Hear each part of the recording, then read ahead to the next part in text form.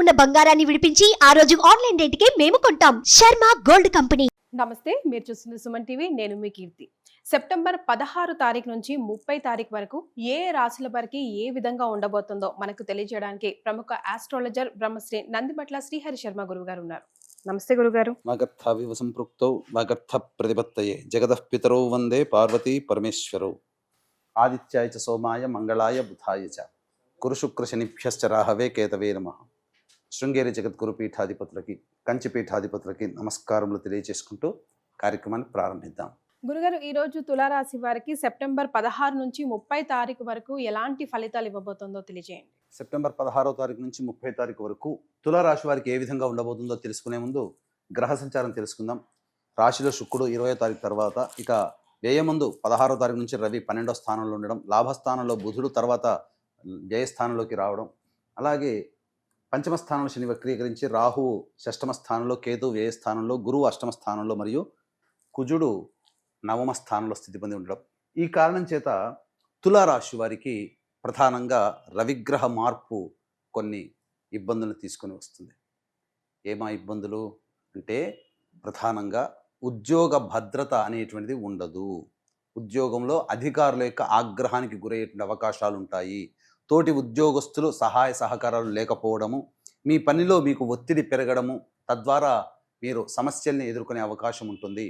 అకారణముగా నిందలు పడాల్సినటువంటి పరిస్థితి ఉద్యోగ సంఘంలో ఉంటుంది. ఇక అన్నిటికంటే బదిలీలు ఏర్పడే అవకాశాలు కూడా గోచరమవుతున్నాయి. కాబట్టి ప్రధానంగా ప్రభుత్వ రంగంలో బదిలీలకి ఎదురు చూసేటువంటి వ్యక్తులకి ఇది ఒక వరంగా మారవచ్చు. కాబట్టి యోగదాయకమైనటువంటి పరిస్థితి రవి మార్పు వల్ల. అయితే ఒకే చోట ఎక్కువ కాలం పనిచేయాలనుకునేటువంటి వాళ్ళకి మాత్రం ఇది కాస్త ఇబ్బందికర పరిస్థితి అని చెప్పవచ్చు. ఇక ముఖ్యంగా వ్యాపార రంగంలో ఉన్నటువంటి వారు కాస్త నిర్ణయాలు తీసుకోకపోవడమే చాలా మంచిదనే విషయాన్ని గమనించుకోవాలి. కాలం అనుకూలం సరిగ్గా లేనప్పుడు మనం చేసేటువంటి ప్రయత్నాలు ఫలించవు. కాబట్టి మనకు కోరిక ఉంటుంది, ఆశలు ఉంటాయి, ఆశయాలు ఉంటాయి, చేయాలనే ఉత్సాహం ఉంటుంది. కానీ ఎటువంటి ప్రయత్నాలు గ్రహ అనుకూలంగా లేనప్పుడు మనం చేయకుండా ఉండడమే మేలనేటువంటి విషయాన్ని గమనించుకోవాలి. ఇక ముఖ్యంగా రియల్ ఎస్టేట్ రంగంలో ఉన్నటువంటి వారికి నూతన ప్రాజెక్టుల యొక్క అవకాశాలు వస్తాయి. కానీ ఆ ప్రాజెక్టులు రూపకల్పనలో భాగంగా మీరు ఇన్వెస్ట్మెంట్స్ కనుక చేసుకునేటట్టయితే అవి కొంత మీకు ఇబ్బందికర పరిస్థితులు మారేటువంటి అవకాశాలు గోచరమవుతున్నాయి. కాబట్టి జాగ్రత్తలు పాటించండి. ఇక అన్నిటికంటే ప్రధానముగా ఈ యొక్క కుటుంబ సమస్యల నుంచి మీరు బయటపడతారని చెప్పొచ్చు. 20వ తారీఖు తర్వాత మీకున్నటువంటి కుటుంబ కలహాలన్నీ కూడాను తగ్గుముఖం పడతాయి. నూతన వ్యక్తుల యొక్క పరిచయ ప్రభావం మీకు జీవితంలో ఆనందాన్ని కలగజేస్తుందని చెప్పవచ్చు.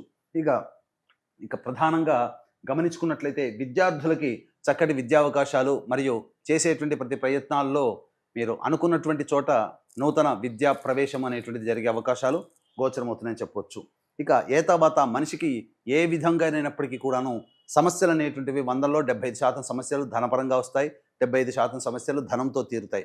కాబట్టి ఏ రోజుల్లో ధన రాబడి అధికంగా ఉంటుంది, అలాగే ఎప్పుడు ఖర్చులు అధికంగా ఉంటాయి అనేటువంటి విషయాల గురించి మనం క్లుప్తంగా తెలియజేసుకుందాం. 16, 17వ తారీఖులో కనుక చూసుకున్నట్లయితే ప్రధానంగా మనస్సు వికలంగా ఉంటుంది. ఏ పని చేయాలన్నప్పటికీ కూడాను లగ్నము చేయలేకపోతారు, అనగా కన్ఫ్యూజన్ స్టేటస్లో అనేటువంటివి ఉంటాయి. ముఖ్యంగా ఆరోగ్యం పట్ల కూడా శ్రద్ధ వహించాల్సినటువంటి పరిస్థితి, బద్ధకం పెరుగుతుంది. ఇవన్నీ జాగ్రత్తలు మీరు ఈ 16, 17 తారీఖులో కనుక తీసుకున్నట్లయితే కొంతవరకు మీరు అనుకున్నటువంటిది మీరు పనులు పూర్తి చేసుకోవడానికి సుగమం అవుతుంది చెప్పవచ్చు. ఇక 18, 19, 20, 21, 22 ఈ 5 రోజుల పాటు ఆనందదాయకమైనటువంటి పరిస్థితి మీకు గోచరమవుతుంది. ముఖ్యంగా ఈ 18, 19వ తారీఖుల్లో రాని బాకీలు వసూలు అవడము, అవసరానికి మించినటువంటి ఖర్చులు ఏవైనా ఉన్నా ఆ ఖర్చులకి సరిపడా మీకు డబ్బు సమకూరడము, ఇవన్నీ జరుగుతాయి. ఇక 20, 21, 22 తారీఖుల్లో మీ జీవిత భాగస్వామి లేదా వ్యాపార భాగస్వామి తీసుకున్న నిర్ణయం వల్ల మీకు ప్రగతి కనిపిస్తుంది. అలాగే ప్రధానంగా వివాహానికి సంబంధించి చేయ ప్రయత్నాల్లో ఉన్నటువంటి వారికి అనుకూలమైనటువంటి పరిస్థితులు, వివాహ నిశ్చయాలు జరిగేటువంటి అవకాశాలు గోచరమవుతున్నాయని చెప్పవచ్చు. ఇక 23, 24వ తారీఖుల్లో కనుక చూసుకున్నట్లయితే తులారాశి వారికి ప్రధానంగా ఎసిడిటీ, ఇండైజెషన్ ప్రాబ్లమ్స్ పెరిగేటువంటి అవకాశాలు ఆరోగ్యపరంగా తీసుకోవాలి. అలాగే ఖర్చులు కూడా అధికంగా ఉండబోతున్నాయి ఈ యొక్క తులారాశి వారికి. అలాగే ఏ పని చేయాలన్నప్పటికీ కూడాను మానసికమైనటువంటి ప్రశాంతత లోపిస్తుంది ముఖ్యంగా, ఇది మీరు గమనించుకోవాలి. ఇక 29, 30 ఈ యొక్క సంబంధించినటువంటి దాన్ని చూసుకున్నట్లయితే ప్రధానంగా 25, 26 తారీఖులో కనుక గమనించుకున్నట్లయితే మీలో మార్పు కొంత ప్రస్ఫుటంగా ఉంటుంది. ఎక్కడ తగ్గాలో ఎక్కడ పెరగాలో అనేటువంటిది విచక్షణ లేకపోవడం వల్ల ప్రతి చోట ఆధిపత్య ధోరణి ప్రదర్శించే స్వభావం మీకు ఈ 25, 26 తారీఖులో ఏర్పడుతుంది. అంటే మొండితనము, మూర్ఖత్వంగా ఆలోచించడం కలుగుతుంది. తద్వారా కుటుంబ సభ్యుల మధ్య ఉన్నటువంటి ప్రేమని కోల్పోతారు. అలాగే సంఘంలో మీకున్నటువంటి పేరు కొంత తగ్గుముఖం పడుతుంది. కాబట్టి ఈ 25, 26 తారీఖుల్లో అతి ఆత్మవిశ్వాసంతో కానీ లేదా ఎదుటి వారిని చులకనతో భావంతో మాట్లాడడం కానీ చేయకుండా ఉండడమే మేలని మీరు గమనించుకోవాలి. ఇక 27, 28 తారీఖుల్లో ప్రధానంగా ఉద్యోగార్థులకి మంచి ఉద్యోగ అవకాశాలు లభించే అవకాశాలు గోచరమవుతున్నాయి. అలాగే మీ పేరు ప్రతిష్టలు పెరిగేట అవకాశాలు ఉంటాయి. సాధారణంగా ఈ 27, 28 తారీఖుల్లో మీకు ధనం సమకూరేటువంటి అవకాశాలు కూడా ఎక్కువగా ఉన్నాయని చెప్పవచ్చు. ఇక 29, 30 తారీఖులో కనుక చూసుకున్నట్లయితే అన్ని రంగాల్లో ఉన్నటువంటి వారికి చిరు వ్యాపారస్తులు, కుల వృత్తులు, చేతి వృత్తులు, అలాగే ఉద్యోగము, వ్యాపార రంగంలో ఉన్నటువంటి ఎటువంటి వారికైనప్పటికీ కూడాను లాభసాటిగా ఉంటుందని చెప్పవచ్చు. మొత్తంగా గమనించుకున్నట్లయితే ఈ 15 రోజుల యొక్క వ్యవధిలో గ్రహ సంచారం అనుకూలంగా ఉంది, గ్రహ బలం లేదు అంతే. గ్రహ సంచారం అనుకూలంగా ఉన్నప్పుడు గ్రహ బలం లేకపోయినా ఆ గ్రహ సంచార ప్రభావంలో మీకు అనుకూలంగా జరిగే అవకాశాలు గోచరమవుతున్నాయి.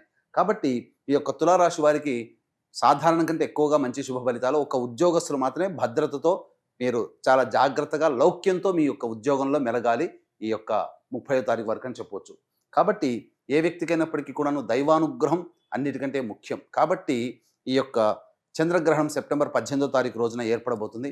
ఈ చంద్రగ్రహణ సందర్భంగా కుంభమీన, మేష, మిథున, కర్కాటక, కన్య, వృశ్చిక రాశిలో జన్మించినటువంటి వారికి చంద్రగ్రహణ దోష నివారణ హోమాది కార్యక్రమాలు మరియు విద్య, వివాహ, ఉద్యోగ, దాంపత్య, సంతానారోగ్య సమస్యల నివారణకి 18 రకాల హోమాలు కేవలం పర్ హెడ్ 1500 రూపాయల రుసుముకి చేయించడం జరుగుతుంది.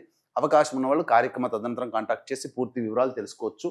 అలాగే సెప్టెంబర్ 25, 30 తారీఖుల్లో పితృదోష నివారణ కార్యక్రమాలు జరిపించడం జరుగుతుంది. పితృదోషం వేరు, పిండ ప్రదానం వేరు. అలాగే ఈ యొక్క తండ్రి వైపు 7 తరాలు, తల్లి వైపు 4 తరాలలో ఏవైనా దుర్మరణాలు అంటే road accident, fire accident, suicide attempt, నదిలో బావిలో పడి చనిపోవడం, ఇంట్లోంచి వెళ్ళిపోవడం, లివర్ ఫెయిలియర్, కిడ్నీ ఫెయిలియర్, క్యాన్సర్తో చనిపోవడం, 60 సంవత్సరాల లోపల ఏ విధంగా చనిపోయినా, అలాగే ఇంటర్ క్యాస్ట్ రిలీజియన్ మ్యారేజ్ జరిగినా ఇవన్నీ కూడా పితృశాప ప్రభావాల కలుగుతాయి. పితృదోషం ఉన్నటువంటి కారణం చేత జీవితంలో అభివృద్ధి ఉండదు, సకాలానికి పెళ్లిళ్ళు కావు, సంతానాలు కలగవు, ఇలా అనేక రకాలైనటువంటి సమస్యలు ఉంటాయి. అన్ని అవకాశాలు దగ్గర దాకా వచ్చి వెనక్కి వెళ్ళిపోతాయి. కాబట్టి ఇటు పితృదోష నివారణకి 25, 30 సెప్టెంబర్ మాసంలో చేయించడం జరుగుతుంది. అలాగే రాలేని వాళ్ళ కోసం బ్రాహ్మణుని కర్తగా పెట్టి చేయించడం జరుగుతుంది. అవకాశం ఉన్న వాళ్ళు కార్యక్రమం తదనంతరం కాంటాక్ట్ చేసి పూర్తి వివరాలు తెలుసుకోవచ్చు. రైట్ గురుగారు, మరి తులారాశి వారికి ఎలాంటి రెమెడీస్ తెలియజేస్తారు? తులారాశి వారు ప్రతిరోజు కూడాను గరికతో గణపతికి అష్టోత్తర పూజ చేసి చిన్న బెల్లం ముద్ద నైవేద్యంగా పెట్టండి.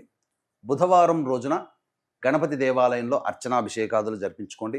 సర్వ సమస్యలు తీరిపోతాయని చెప్పవచ్చు. అలాగే ఇవి మనం చెప్పుకునేటువంటి ఫలితాలు గోచార రీత్యా మీ యొక్క జన్మ రాశిని అనుసరించి జన్మించినటువంటి సమయాన్ని బట్టి జన్మ కుండలి ఉంటుంది. మీరు సమస్యలు అధికంగా ఉన్నాయనంటే జన్మకుండలి దగ్గరలోని మంచి ఉపాసనా పరులైనటువంటి జ్యోతిష్యుని సంప్రదించి వారి సలహాలు, సూచనలు పాటించినట్లయితే ఇంకా సమస్యల నుంచి మీరు బయటపడతారని చెప్పవచ్చు. చాలా సంతోషం గురుగారు, ధన్యవాదాలు. సర్వం శ్రీ ఉమామహేశ్వర పరబ్రహ్మార్పణమస్తు.